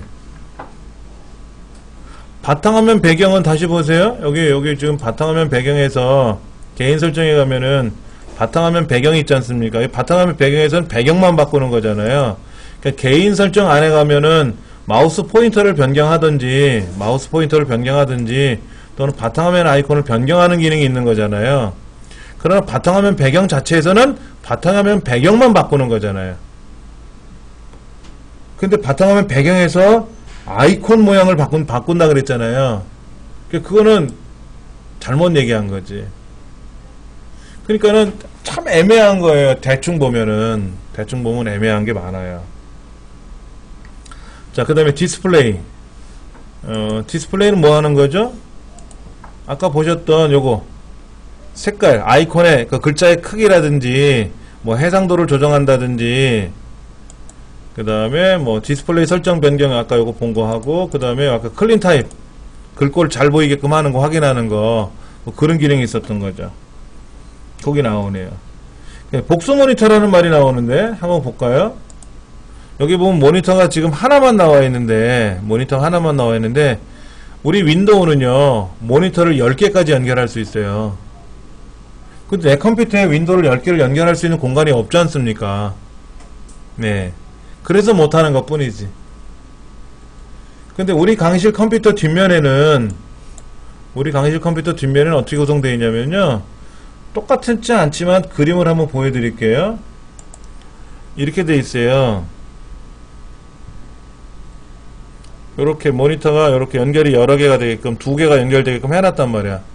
그래서 파란색은 아날로그 모니터고, 여기 하얗게 되어 있는 거는 디지털 모니터인데, 이렇게 모니터를 2개를 연결하게끔 해놨어요. 그럼 이 2개를 연결하면 어떤 현상이 발생하냐면요, 여기에 모니터를 3대 연결해 놓은 그림이 하나 있는데, 보여드릴게요.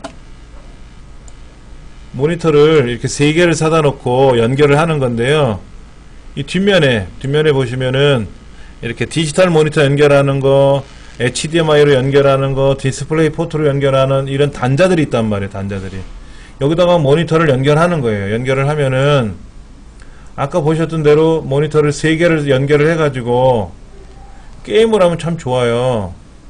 그럼 게임을 넓게 하는 거예요. 넓게 게임을 넓게, 예를 들어서 모니터가 커졌으니까 글자도 크게 보였다, 이게 아니라 모니터를 하나만 썼을 때는 내가 사용하는 환경이 요만큼만 보인단 말이에요. 배경 영상이. 근데 만약에 옆으로 넓어졌지 않습니까? 그러면 옆에 누가 있는지도 보이는 거죠. 게임 속에서는. 그렇게 만들거든요. 그래서 컴퓨터 환경 안에서 난 모니터를 3개를 이렇게 좌우로 펼쳐놓고 쓰겠다. 이때 2번 모니터를 기본 모니터로 쓰겠다. 아니면 얘를 위아래로 내려놓을 수도 있어요. 1번, 2번은 좌우로 놓고 3번은 아래 또는 위에다 올려놓을 수도 있거든요. 그러니까 모니터가 2개가 있고 위에 하나 더 있는 셈이죠. 이렇게도 설정할 수도 있고요. 예.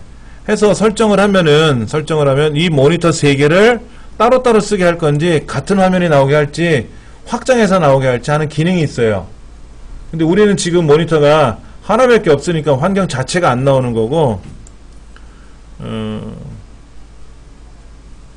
여기는 지금 뭐 그 말은 좀 빠져나온 것 같은데, 예. 아까 여기에서 지금 모니터를 3개를 연결하면은 이렇게 3가지가 보인다 그랬고요. 이때 여기 환경 설정에 들어가서 보는 방법이 있는데, 우리 강의실 컴퓨터 자체는 모니터를 2개를 연결할 수 있게끔 만들어 놨어요. 근데 모니터 하나만 들어간 거죠. 그래서 지금 얘가 자체를 사용할 수가 없는 거고요. 근데 이제 멀티 모니터를 쓸 수 있게끔 하는 기능은 들어 있습니다. 들어 있어요. 그래서 좀 가격이 비싼 컴퓨터예요. 그렇게 해서 해상도도 조절할 수가 있고요.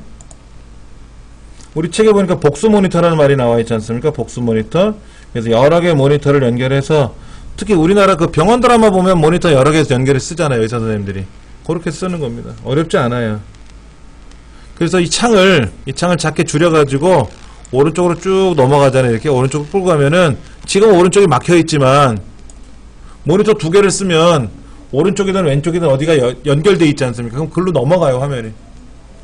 그럼 거기다 크게 틀어놓고, 그러니까 왼쪽에는 엑셀, 오른쪽에 파워포인트, 이렇게 2개를 틀어놓고 작업을 가능하게 하는 거죠. 예. 복수 모니터에 관한 설명이다. 복수 모니터는 2대 이상의 모니터를 연결한 것을 말한다. 맞는 말이고요. 예. 복수 모니터를 사용하면 설치된 모니터마다 색 설정을 지정할 수가 있고, 개별 그래픽 어댑터를 지원하지 않아 복수축을 지원하는 단일 어댑터에 연결을 사용한다. 뭔 소리를 하는 거죠? 3번이 틀린 것 같은데. 아까 제가 컴퓨터 뒷그림 보여드렸잖아요. 거기에 모니터가 2개, 3개 연결하게끔 되어 있고, 제가 집에서 쓰는 컴퓨터는 모니터를 4개를 연결하게끔 되어 있고요. 거기는 뭐 40인치, 50인치 TV 같이 해상도가 큰 모니터도 4개씩 연결이 되게끔. 그러니까 그래픽 카드가 뭐 5만원짜리도 있고 700만원짜리도 있고 그래요. 굉장히 다양합니다. 그런 비싼 장치를 이용하면, 그래서 PC방 컴퓨터가 그래서 좋아요. 게임하기. 예, 모니터도 크고 해상도도 좋고 그래픽 카드도 좋아서 게임을 잘 할 수 있게끔. 그래서 학생들이 게임할 때 PC방을 가는 겁니다. 게임방을 가는 거예요. 자, 그 다음에 장치관리자. 장치관리자라고 하는 것은 내 컴퓨터 안에 들어있는 내용을 보는 거예요. 그래서 이 컴퓨터가 과연 어떤 성능을 갖고 있는지를 보는 거예요. 봐야지. 자, 먼저 좀 볼까요? 여기 지금 내 컴퓨터에 가서 속성에 가면 여기 장치관리자라고 있고요. 이 안에 보면 렉처러라고 되어 있고요. 렉처러 PC라고 되어 있고 DVD 장치가 연결되어 있고요. 삼성 DVD 장치가 들어 있고요. 그 다음에 삼성 안드로이드, 이건 제 핸드폰이고요. 지금 꽂아놓은 핸드폰이고, 그 다음에 인터넷에 연결할 수 있는 기가바이트 인터넷 연결이 되는 네트워크 장치입니다. 여러분 기가로 광고하잖아요. 그런데 그 기가로 인터넷을 집에 가져왔어요. 그래서 컴퓨터에도 꽂을 거 아닙니까? 공유기를 연결하던 모뎀을 연결하던. 근데 모뎀이 문제야. 모뎀은 어차피 기가로 회사에서 가져올 거란 말이야. 새로운 장치로. 그럼 여러분 댁에서 공유기 쓰죠. 공유기. 근데 우리 강의실에 있는 공유기는 기가 인터넷 지원하지 않아요. 얘는. 그러니까 여기다 꽂아놓고 인터넷을 연결하면 어떻게 돼요? 인터넷 선은 기가로가 들어왔지만 컴퓨터에는 기가가 연결이 안 된단 말이에요. 공유기 자체가 지원을 못하니까. 그럼 공유기도 기가 인터넷을 지원을 해줘야 되고요. 더더욱 내 컴퓨터에 있는 네트워크 장치도 기가 인터넷을 지원해줘야 돼요. 근데 여기는 기가바이트라고 써요. 기가바이트 인터넷이 연결되어 있기 때문에 당연히 선만 꽂으면 기가 인터넷이 되는 거죠. 그렇죠. 예전에 그런 거 있지 않습니까? 220V, 100V를 220V로 바꿔줬잖아요. 아주 예전에. 그런데 저희 집에 아직까지 110V 전용이 있단 말이에요. 100V 전용. 그럼 걔를 꽂으려고 그러면 안 들어가죠? 그럼 앞에 뭐 꽂는 거 있지 않습니까? 220V로 젠더 바꿔서 꽂아야 되잖아요. 꽂는다고 돌아가요? 안 되지. 타버리지. 110V 전용이니까. 그럼 뭐가 있어야 돼요? 트랜슬레이터. 우리 흔히 말하는 도란스라는 게 있어야 꽂았을 때 100V로 돌아갈 거 아닙니까? 그러니까는 모양새도 맞아야 되고 알맹이도 맞아야 되고 다 맞아야 기가가 되든 말든 하는 겁니다. 그걸 여기서 확인하는 거고요. 내 컴퓨터에서. 그 다음에 공유기를 샀던 공유기도 설명서를 봐서 기가가 지원이 되는지 안 되는지 봐야 되고. 예. 근데 기가가 지원이 되는 공유기는 비싸요. 근데 무선 인터넷도 마찬가지죠. 와이파이를 연결했었는데 와이파이 인터넷은 한 300메가 밖에 안 나와요. 기가 인터넷이 1000메가인데 우리가 쓰는 인터넷은 100메가고, 근데 공유기가 기가 인터넷, 유선은 1000메가를, 기가를 지원하지만 무선은 300밖에 보통 지원을 안 해요. 그럼 무선도 만약에 기가를 지원하려면 어떻게 돼요? 공유기를 다시 사야지. 그런데 제 핸드폰은 무선 인터넷 와이파이가 기가가 지원이 안 돼요. 오래된 모델이라. 그러니까는 무선 인터넷도 와이파이도 기가를 지원하는 거는 갤럭시 S6인가? 그것밖에 없대요. 우리나라에서 아직은. 갤럭시 S6이 없으면 저희 집에 굳이 그거 필요 없는 거잖아요. 무선 인터넷 와이파이가. 그러니까 보시고 다 주문하시고 구색을 갖추시면 됩니다. 그 다음에 여기 보니까 제 USB 메모리 꽂혀 있고요. 여기 하드디스크 들어있고요. 그 다음에 아까 그래픽 카드 들어있고요. GT635라고 하는 엔비디아 회사 거 들어있고요. 모니터 연결되어 있고요. 그 다음에 USB 장치 연결되어 있고요. 여기 USB 3.0도 지원한다고 써있네요. USB 2.0도 지원하고 3.0도 지원하고. 그 다음에 짠짜라짠 사운드 소리가 나야 되겠죠? 그 다음에 이제 이 안에 컴퓨터 자체 보니까는 쿼드코어예요. 코어가 4개예요. 컴퓨터를 사용할 때 이렇게 로뎀 있고 램 있고 할 때요. 영어가 많이 해가지고 그걸 작동하라고 게 나오는데 실제로 그런 영어 어디에서 나온다고요? 컴퓨터 돌아갈 때 집에서 컴퓨터 예. 할 때 영어 프로그램이 많이 뜨더라고요. 근데 그걸 영어? 알아야 된다고 선생님이 컴퓨터 선생님들이 그러거든요. 근데 굳이 솔직히 영어 모르고 이거 펑션이나 이거 기능키만 작동해도 영어로 뭐가 나오는 거는요. 네. 컴퓨터가 딱 켜졌을 때 이 컴퓨터에 있는 성능을 검사를 해요. 이제 그 부분은 뒤에서 설명이 들어가겠지만은 그 성능을 검사할 때 성능 검사한 결과를 쭉 보여주게 할 거냐 아니면 안 보여주고 할 거냐 하는 게 나오는데 보통 요즘 나오는 컴퓨터들은 다 설명 결과를 안 보여줘요. 봐도 모르니까 초보자들이. 근데 이제 보고 싶을 때는 봐도 되는데 그게 보여지면 시간이 길어져요. 쭉 보여준 화면이 넘어가야 되니까 부팅되는 시간이 길어지니까 불편하죠. 그래서 저도 안 봐요. 그리고 아주 오래된 컴퓨터 같은 경우에는 그게 보이지만 안 보이게 할 수도 있고 보이게 할 수도 있고. 그럼 뭐 영어하고는 상관없습니다. 어차피 영어를 잘하는 사람도 여기 있는 거 설명하라 그러면 이게 영어긴 영어지만 리얼텍이 뭔지 어떻게 알 거냐고. 인텔은 알아들어도. 이건 컴퓨터를 볼 줄 아는 사람이 아는 거지. 여기 나오는 영어가 그렇게 어려운 영어는 아닌데 용어니까 영어가 아니라 용어니까 어려운 거지. 예. 너무 신경 안 쓰셔도 돼요. 예. 그 다음에 제가 USB 메모리 꽂은 것 쪽이 나오고요. 그 다음에 이제 키보드 제가 이제 일반 키보드 꽂아놓은 거 나오고 본체. 이 본체 안에는 지금 이 CPU죠. CPU 안에는 이런 게 있고 저런 게 있고 하는 게 쭉 보이고. 그러니까 이걸 봐서도 몰라요. 저도. 이거 다 제가 어떻게 합니까? 여기에 뭐가 이렇게 써있다 그러는데 이거 제가 알아봤자 의미도 없고 몰라도 살아가는데 지장 없고 강의하는데 지장 없는 거거든요. 예. 이런 거는 전문가들이 보는 거고 그 다음에 이거를 봤을 때 우리가 이런 게 있구나, 뭐가 많구나, 좋아 보이는구나, 그런 거로 만족하는 것 뿐이지. 장치관리자라고 하는 거에 대한 설명을 잠깐 봤는데요. 문제는 이런 거예요. 제가 여기는 인터넷에 사용을 안 한다 그러면 어떻게 될까요?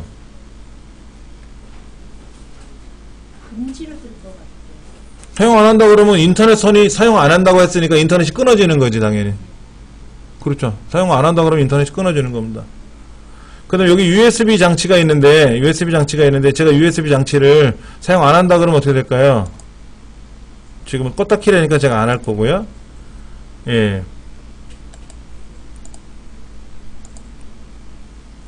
이런 장치를 만약에 사용하게 되면 제가 USB 메모리 꽂았지 않습니까? 근데 그것이 작동이 안 되는 거죠. USB 메모리 작동이 안 되는 거예요. 지금은 여기에 사용되고 있나요? 잠깐 볼까요? 저는 지금 USB 메모리 인식되고 있는데 만약에 여기 있는 거를 사용을 안 하겠다 그러면 어떻게 돼요? 사용을 안 하겠다 그러면 그럼 껐다 켜지면서 사용을 안 되게끔 막히는 거거든요. 막히면 못 쓰는 거죠. 아무리 USB 메모리 꽂아도 인식이 안 되는 거지. 그때 여기 와서 다시 사용을 하겠다라고 하면 그때 이제 열리는 거고. 이제 그런 게 보이는 거고요. 장치관리자에서 보면은 결과가 여기 지금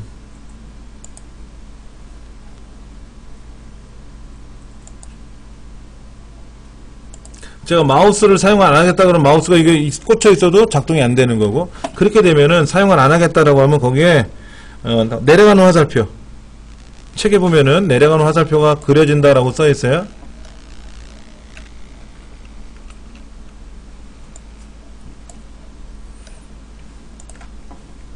여기 보면 아래 화살표는 사용하지 않는 거다. 그 다음에 물음표가 되어 있는 거는 알 수 없는 장치. 알 수 없는 장치라는 건 뭐냐면 제 스마트폰을 꽂았는데 스마트폰 드라이브가 연결되어 있지 않으면 PC가 스마트폰을 인식을 못할 때가 있거든요.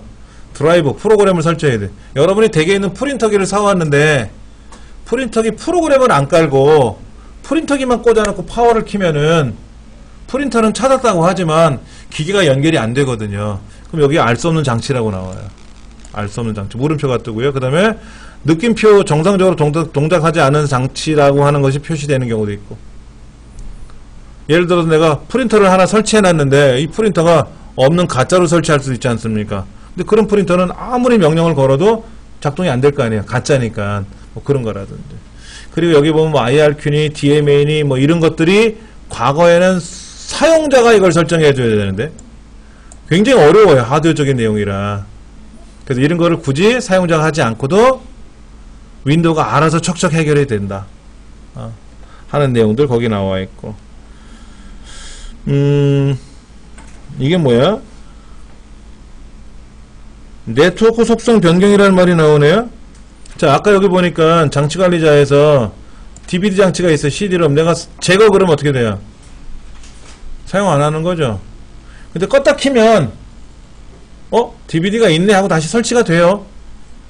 사용 안 하면 껐다 켜도 사용 안 함이에요. 내가 다시 사용을 하겠다고 하기 전까지는 사용이 안 되는 거고, 제거를 했단 말이에요. 제거를 했는데 윈도우가 껐다 켜지면 언젠가는 껐다 킬 거 아닙니까? 그 윈도우가 CD 장치 DVD가 있네 하고 자동으로 설치를 한다고. 근데 프린터기는 처음에 설치하고 나서 제거를 했어요. 제거를 했는데 이때 프로그램을 제거한지 프로그램만 그 드라이버까지 제거하는 건지 아니면 이름만 제거하는 건지 프린터라고 하는 그 이름만 제거하는 거는 프로그램 깔려 있단 말이에요. 컴퓨터 안에. 그러니까 다시 프린터기를 껐다 킨다든지 윈도우를 껐다 키게 되면은 다시 찾아서 설치를 해주고 근데 드라이버마저 삭제를 해버리면 어떻게 돼요? 제거를 했을 때 그럼 껐다 켜도 장치는 찾았지만 프로그램이 없으니까 프린터가 작동이 안 되고 그런 것들이 있을 수가 있다는 거죠. 근데 이제 네트워크 속성 변경은 어떻게 돼요? 네트워크 속성 변경은 제어판에서 하는데 이렇게 합니다. 네트워크라고 하는 것이 어디 있나요? 여기네, 여기요. 네트워크에 가서 우리 강의실에 있는 네트워크가 이렇게 되어 있어요. 로컬 영역 연결로 되어 있는데 여기 들어가서 얘를 고쳐줘야 돼요. 속성에 가서 여기 가서 고쳐줘야 되는데 보시다시피 장치관리자 한 거 아니죠? 네트워크 환경에 들어와서 했지 않습니까? 그러니까 세 번째 네트워크 속성 변경은 시스템 장치관리자에서 설정하는 것이 아니라 네트워크 속성에서 따로 해야 된다. 세 번째가 틀린 말이다 하는 거죠. 그 다음 제어판에 장치관리자는 설명 옳지 않은 것을 찾아봐라 했는데 문제가 있거나 불필요한 하드웨어 장치는 제거할 수 있고 그 다음에 IRQ니 뭐 DMA니 하는 것들을 변경할 수가 있고 메모리와 가상 메모리의 성능 상태를 확인하고 설정 값을 변경하는 거는 아까 없었죠? 보기 중에 없었잖아요. 자, 다시 보면은요. 아까 여기에 그 시스템 기본 설정에 가서 그냥 이게 편하다. 속성에 가서 여기 보면 장치관리자 있잖아요. 이 장치관리자에서는 장치만 검색하는 거고요. 고급 시스템 설정이라는 곳에 가서 고급 시스템 설정이라는 항목으로 가서 왜 안 가? 갔네. 그렇죠? 여기에 보면 여기 가상 메모리 설정하는 게 있어요. 가상 메모리 설정하는 기능이 있단 말이에요. 가상 메모리를 내가 얼마나 늘려줄 건지 줄일 건지 하는 거 나온단 말이에요. 예. 그러니까는 세 번째 나와 있는 메모리와 가상 메모리의 성능 상태를 확인하고 설정 값을 변경하는 거는 어디에 있었던 거예요? 다시 들어가서 보면은 장치 관리자에 있었던 게 아니라 어디에 있었다? 고급 시스템 설정 이 안에 있었던 거죠. 그렇죠. 동네가 달라요. 예. 그러니까 막 항목이 너무 많아. 너무 많으니까 헷갈리는 거죠. 나머지는 다음 시간에 좀 설명을 드리도록 할게요. 잠깐 쉬는 시간 갖고 나서 실습하도록 하겠습니다.